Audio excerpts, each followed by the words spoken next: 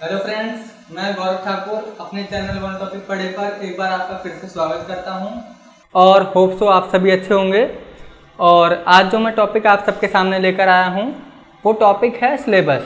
Right everybody, syllabus जो होता है वो हमारे लिए एक किसी भी कंसेप्ट को पढ़ने, समझने और जानने के लिए एक सबसे महत्वपूर्ण आधार होता है। जब तक हमारे सामने सिलेबस ना हो यानी पाठ्यक्रम ना हो तो हमारा एक तरीके से मान लीजिए पढ़ने का कोई फ़ायदा ही नहीं है। जस्ट लाइक क्योंकि अगर हमारे पास हमारी सिचुएशन होगी, हमें क्या समस्या है और उसे कैसे हल करना है, तो तभी हम लोग उसके बारे में आगे समझ पाएंगे और आगे बढ़ पाएंगे, है ना। और दूसरी बात ये कि सिलेबस सेकेंड इज हमें यह चीज़ बहुत अच्छे तरीके से एनालाइज कराता है कि हमें कितना आता है और कितना हमें आगे पढ़ने और समझने की ज़रूरत है। उसमें ऑल ओवर सारी चीज़ें हमको दी हुई थी, गिवन होती हैं, कि हमें ये देखना होता है उसमें कि हमें क्या चीज़ नहीं आ रही है या किस में हम थोड़ा सा कमज़ोर हैं, हमें किस में ज़्यादा मेहनत करने की बहुत ज़रूरत है। राइट एवरीबॉडी, तो अब जो हम बात करने वाले हैं वो हम बात करने वाले हैं आज के सबसे महत्वपूर्ण और इम्पॉर्टेंट टॉपिक के बारे में, रेलवे के बारे में यानी एनटीपीसी के बारे में और उसके सिलेबस के बारे में। सबसे पहले हम बात करते हैं रेलवे की सर्विसेज की यानी एनटीपीसी की। एनटीपीसी एक नॉन टेक्निकल पॉपुलर कैटेगरी की जॉब है जो कि बहुत ही मोस्ट इम्पॉर्टेंट है सभी के लिए, और आजकल तो बहुत ही ज़्यादा इम्पॉर्टेंट है। अभी आप सभी को पता है कि पीछे हमारे 4-5 दिन जो है इसके लिए काफ़ी ज़्यादा स्ट्रगल्स हमें करना पड़ा था, क्योंकि हमारी कुछ वैकेंसीज जो हैं वो सेंट्रल गवर्नमेंट से हटाई जा रही थी, जिसके कारण जो लोग हैं, युवा हैं, उन्होंने उस वैकेंसीज को फिल किया हुआ था, तो हमारा काफ़ी ज़्यादा इससे नुकसान हो सकता था। तो ये होप सो हमारे लिए एक बहुत ही अच्छी गुड न्यूज़ है, काफ़ी अच्छी खबर हमें मिली है कि 15 दिसंबर जो कि एनटीपीसी आरआरबी की जो डेट है वो आ चुकी है। और उसके साथ साथ हमें सिर्फ अब क्या करना है, हमारे 3 पॉइंट का कंसेप्ट है। इसमें आपका मैथ है, रीजनिंग है, जनरल अवेयरनेस है। ये टोटल 40, 30 एंड 30 के पॉइंट में आपके पास डिवाइड होकर के आएंगे, उसके हिसाब से हमें तैयारी करनी है।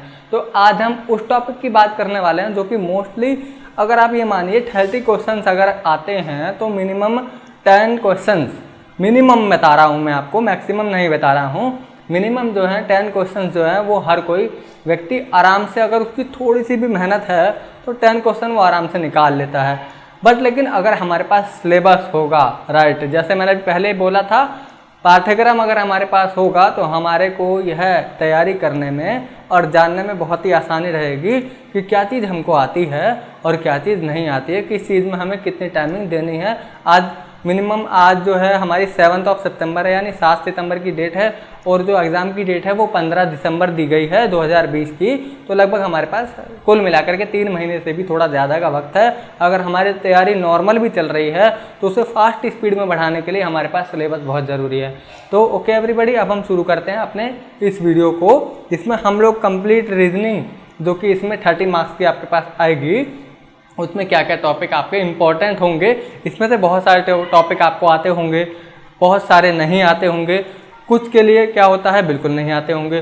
तो आपके लिए बहुत ही अच्छी स्ट्रेटजी बनाने के लिए, अपनी पढ़ाई का टाइम टेबल बनाने के लिए बहुत ही अच्छे और इम्पॉर्टेंट टॉपिक मैं आपके सामने लेकर आया हूँ, जिनको आप अभी के अभी अपने टॉपिक अपनी कॉपी में नोट डाउन कर लें और इस वीडियो को लास्ट तक देखें, ताकि आपको सारे के सारे टॉपिक जो हैं वो बहुत ही आसानी से समझ में आ सकें।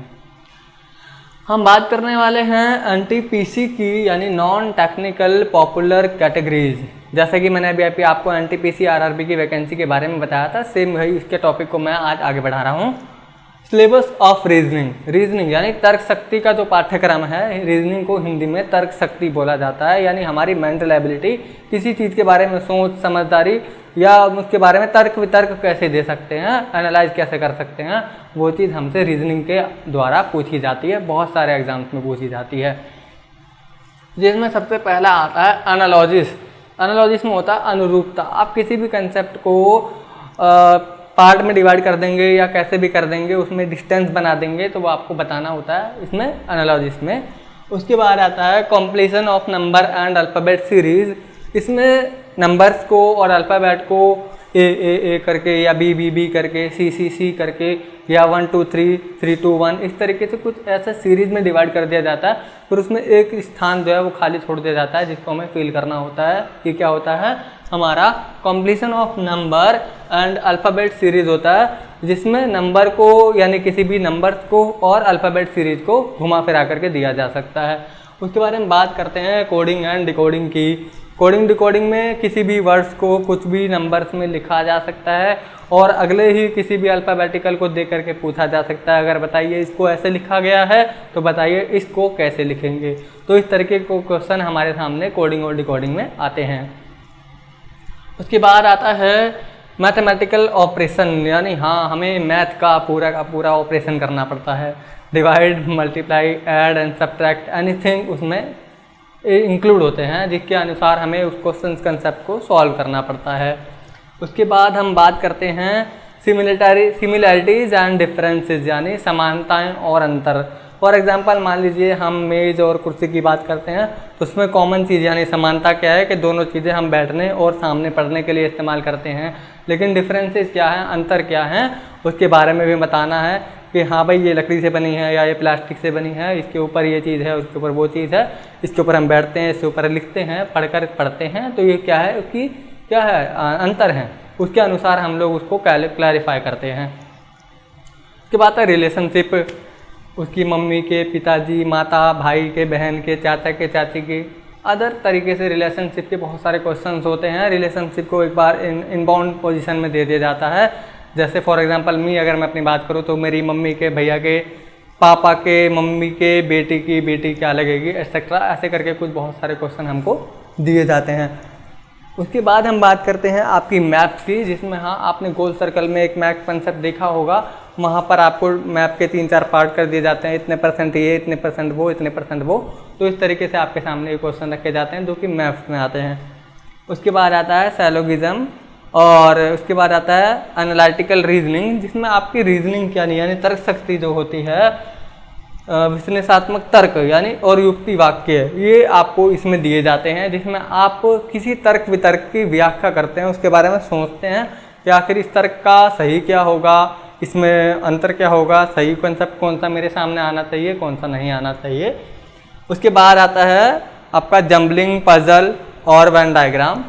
जम्बलिंग यानी कि बिना क्रम के किसी भी चीज़ को रख देना, उसका कोई क्रम नहीं है, कहीं से भी उठा करके आपने मान लीजिए 100 नंबर कहाँ पर आता है, 100 पर आता है, उसको उठा करके फर्स्ट नंबर पर रख दिया, 90 फिर उसको सेकंड नंबर पर रख दिया। इस तरीके से बहुत सारे नंबर्स को जो है विदाउट सीरीज यानी बिना किसी क्रम के उसको रख दिया जाता है, जिसे हम जम्बलिंग बोलते हैं। उसके अनुसार हम क्वेश्चंस को सॉल्व करते हैं। उसके बाद बात करते हैं हम स्टेटमेंट की, यानी जिसमें आपकी स्टेटमेंट यानी कथन स्वरूप प्रारूप होता है। आपको ये फाइंड करना होता है दोनों सही हैं या एक सही है या दोनों गलत हैं। इस तरीके के क्वेश्चन जो है स्टेटमेंट के तौर पर आपको दिए जाते हैं। उसके बाद हम बात करते हैं डिसीजन मेकिंग, यानी अपने निर्णय लेना। आपका सही निर्णय कौन से कंसेप्ट पर जा रहा है, चारों ऑप्शन सही हैं, बिल्कुल नहीं हैं और वैसे ही है, या कौन सा कंसेप्ट बिल्कुल गलत है। इस तरीके के आपके मेंटली एबिलिटी को फोकस करने के लिए इस तरीके के क्वेश्चन हमारे सामने डिसीजन मेकिंग में रखे जाते हैं। उसके बारे में बात करते हैं डाटा, यानी कि आंकड़े। हमारे पास जैसे अभी आप बात करें कि कोरोना कंसेप्ट की, कि यहाँ पर कोविड-19 के थ्रू जो हम बात करें कि इतने राज्य में इतने केसेस हो गए, इसमें इतने केसेस हो गए, इतने केसेस हो गए, तो हमारे पास सबका क्या है, डाटा इकट्ठा हो रखा है। तो हम क्या कर सकते हैं, इसके अनुसार जो है क्वेश्चन कंसेप्ट हमारे सामने आ सकते हैं। इस महीने में ये केसेस हो गए, इस महीने में वो केसेस हो गए, तो कौन से क्या अनुपात कितना आया या कितना प्रतिशत वो रहा, कितना प्रतिशत डाउन हुआ, कितना प्रतिशत अप हुआ। इस तरीके के बहुत सारे क्वेश्चन जो हैं इसमें पूछे जा सकते हैं। तो ये कुल मिलाकर टोटल अगर हम बात करें एक अच्छी सी, तो सारे कुल मिलाकर के टोटल 15-16 टॉपिक हमारे पास मौजूद हैं। इसमें से लगभग आपके पास कम से कम अगर आप रेगुलर प्रिपरेशन कर रहे हैं तो आपके पास 7, 8, 9, 10 तक कॉन्सेप्ट जो है वो क्लियर होने चाहिए। आपके बच्चे कितने 5 या 6 या ज़्यादा से ज़्यादा आप 5-6 क्लियर हैं तो आपके पास 10 बच रहे हैं। तो 3 महीने में मेरे अनुसार जो है इसकी तैयारी काफ़ी ज़्यादा अच्छी तरीके से आप लोग कर सकते हैं। किसी को कोई परेशानी वाली बात नहीं होनी चाहिए। और दोस्तों अगर आपको यह वीडियो पसंद आया हो तो प्लीज़ इसको लाइक, शेयर एंड सब्सक्राइब करना ना भूलें। और इन्हीं टॉपिक्स में कैसे कैसे क्वेश्चन आते हैं, क्या क्या पूछा जाता है, और कितने कितने इनके टाइप्स होते हैं, यह इस चीज़ को जानने के लिए मेरी आगे की वीडियो को देखना ना भूलें। और चैनल को जब सब्सक्राइब करें तो बेल आइकन को जरूर क्लिक करें, बेल आइकन को जरूर सेलेक्ट करें, ताकि आपकी मेरी बनाई हुई आने वाली सभी वीडियोस आपके पास नोटिफिकेशन आते रहें और आप इस वीडियो को जरूर देखें। Thank you so much.